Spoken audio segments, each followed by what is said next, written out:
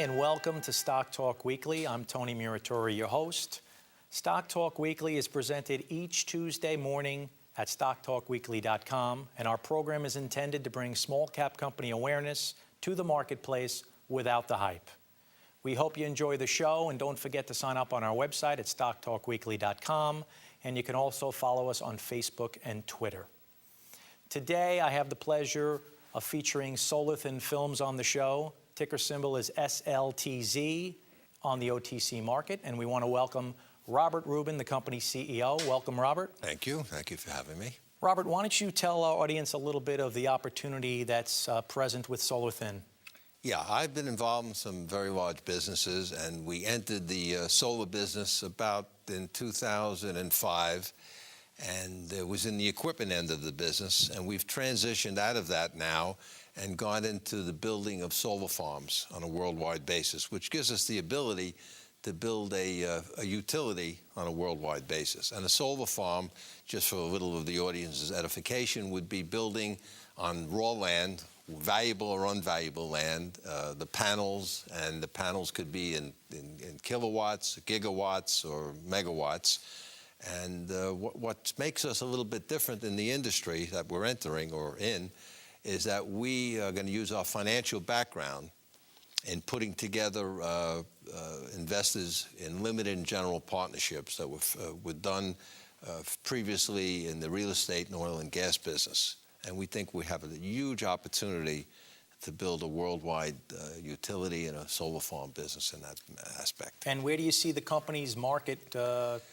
Well, since the world is now facing alternative energy as a real opportunity, and the technology and the cost are there, our market's unlimited. It's in Europe, it's in Asia, it's in India, it's in the United States, it's everywhere. And do you see the company launching here in the United States first? Do you see yourself over in Europe? We see both. We see opportunities coming in Europe, Eastern Europe, India, and the United States in our initial programs. Okay. And then rolling out which one or the other? Or?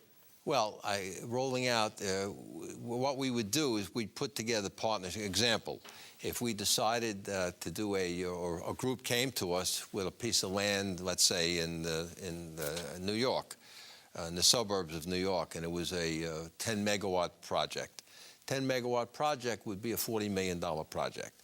We would put together the investors, we'd take an equity participation in that, and then we would eventually roll it into the public company. And Solar Thins would then manage the property? We'd manage it, have an equity participation, and we're talking about an investor return of about 20%. So a $40 million project would give us an $8 million return.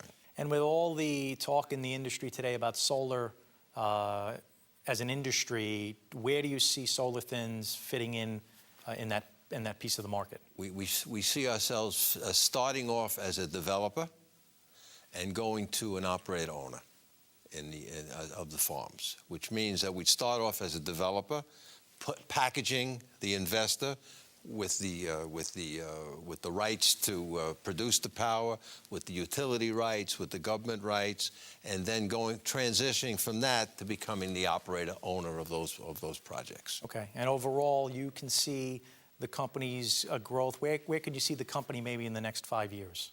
Well, an example, 100 megawatts would be a $400 million project. So we can see easily in a year $300-400 million a megawatt. So you got a multi-billion-dollar opportunity here, Tony. Well, listen, I want to thank you for coming on the show today. Thank you very much.